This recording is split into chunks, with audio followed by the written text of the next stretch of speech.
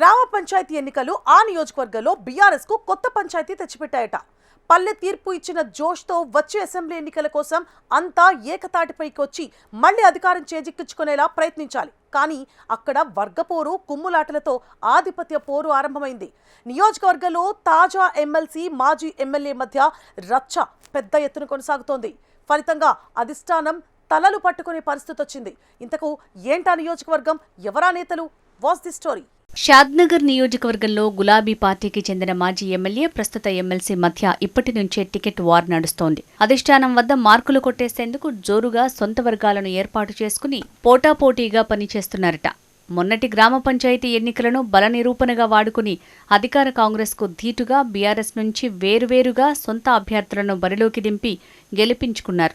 నియోజకవర్గంలో తమకే ఎక్కువ పట్టుందని, వచ్చే ఎన్నికల్లో తానే అభ్యర్థిని అంటూ హింటిచ్చే ప్రయత్నం చేస్తున్నారట. ఉమ్మడి పాలమూరు జిల్లాలో అత్యంత కీలక నియోజకవర్గం షాద్నగర్. ప్రస్తుతం ఈ స్థానం రంగారెడ్డి జిల్లాలో భాగంగా ఉంది. 2014-2019లో బ్యాక్ టు బ్యాక్ ఇక్కడ గులాబీ జెండానే ఎగిరింది. కారు గుర్తుపై 2 సార్లు ఎమ్మెల్యేగా గెలిచారు అంజయ్య యాదవ్. కానీ 2023లో జరిగిన అసెంబ్లీ ఎన్నికల్లో కారు పార్టీ బోల్తా కొట్టింది.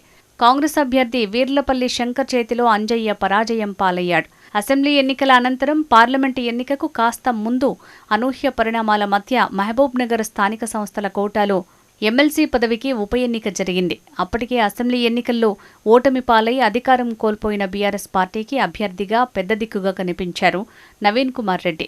దీంతో కేసీఆర్ నవీన్ రెడ్డికి ఎమ్మెల్సీ టికెట్ ఇచ్చి బరిలో నిలిపారు.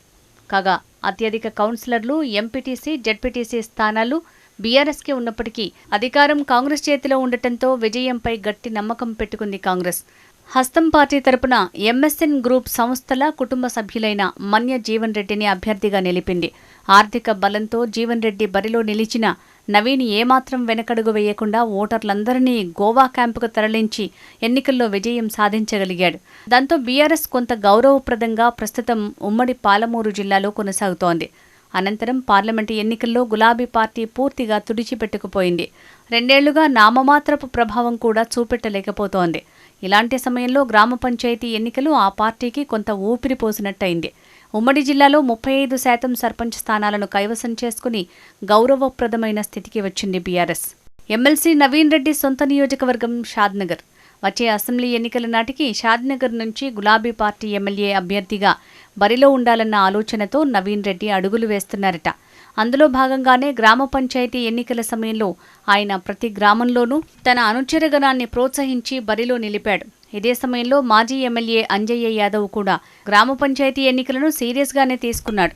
కాగా ఎన్నికల్లో మొత్తం 153 గ్రామ పంచాయతీలకు గాను 80 కాంగ్రెస్ పార్టీ కైవసం చేసుకోగా 68 స్థానాల్లో గులాబీ జెండా ఎగిరింది. ఈ ఎన్నిక ఆద్యంతం ఇద్దరు నేతల మధ్య ఆధిపత్య పోరులా కొనసాగిందట. అంజయ్య యాదవ్ స్వగ్రామమైన కేశంపేట మండలం ఎక్లాస్ ఖాన్ పేటలో నవీన్ రెడ్డి తన అనుచరుల్ని సర్పంచ్ బరిలో నిలిపాడు. ఎన్నికల ముందు రోజు అంజయ్య యాదవ్ వర్గీయులు నవీన్ రెడ్డి వర్గీయులపై దాడి చేశారు. ఇరు వర్గాలు ఒకరిపై ఒకరు పోలీసులకు ఫిర్యాదు చేసుకున్నారు. దాంతో పోలీసులు నవీన్ రెడ్డి వర్గీయులపై చర్యలు తీసుకున్నారు. ఈ సందర్భంగా నవీన్ అంజయ్య యాదవ్పై తీవ్రస్థాయిలో ఆగ్రహం వ్యక్తం చేశాడు. కాంగ్రెస్ పార్టీ ఎమ్మెల్యే వీర్లపల్లి శంకర్తో లోపాయకారి ఒప్పందం చేసుకుని పార్టీని నాశనం చేస్తున్నాడంటూ ఆరోపించాడు. పల్లెపోరులో ఎమ్మెల్సీ నవీన్ రెడ్డి అనుచరులు పెద్ద స్థాయిలోనే గెలుపొందారు. ఇదే కోవలో ఎమ్మెల్యే శంకర్ స్వగ్రామం వీర్లపల్లిలో కూడా గులాబీ జెండా ఎగరటంతో నవీన్ రెడ్డికి ఎక్కడా లేని బలాన్ని ఇచ్చినట్టయింది. ఇదే సందర్భంలో అంజయ్య యాదవ్ కూడా తన ఉనికిని చాటుకునేందుకు గెలిచిన తన వర్గపు సర్పంచులను తీసుకుని పార్టీ వర్కింగ్ ప్రెసిడెంట్ కేటీఆర్ను కలిశారు. వచ్చే ఎన్నికల్లో అంజయ్య యాదవ్ని మరోసారి ఎమ్మెల్యేగా చూస్తారని కేటీఆర్ పేర్కొనటంతో అంజయ్య యాదవ్ కాస్త ఉపశమనం పొందారు. ఎమ్మెల్సీ నవీన్ రెడ్డి కూడా గెలిచిన తన అనుచర సర్పంచ్లతో అధిష్టానం వద్ద బల నిరూపణ చేసుకోవాలని చూశారు. నియోజకవర్గంలో తనకు పోటీదారుగా మారిన అంజయ్య యాదవ్ వైఫల్యాలను హైకోర్టు దృష్టికి తీసుకువెళ్లే యోచనలో ఉన్నారట. నియోజకవర్గంలో ఎమ్మెల్యే వీర్లపల్లి శంకర్, అంజయ్య యాదవ్లు లోపాయకారిగా సంబంధాలు పెట్టుకుంటున్నట్లు నవీన్ రెడ్డి ఆరోపిస్తున్నాడు. గ్రామ సంగ్రామంలో అధికార కాంగ్రెస్ పార్టీపై పోరాడి ఇంచుమించు సమాన స్థాయిలో సర్పంచ్ స్థానాలను కైవసం చేసుకున్న గులాబీ దళంలో ఇప్పుడు ఎమ్మెల్సీ, మాజీ ఎమ్మెల్యేల మధ్య ఆధిపత్య పోరు గెలిచిన సంతోషాన్ని కూడా మిగల్చటం లేదట. గ్రామస్థాయిలో ఉండే బీఆర్ఎస్ కార్యకర్తలకు తాము ఎవరితో ఉండాలన్న సంశయం ఏర్పడుతోంది. ఎవరి దగ్గరికి వెళ్లినా మరో నాయకుడితో చిక్కులు వస్తాయన్న భయాందోళనలకు వారు గురవుతున్నారు.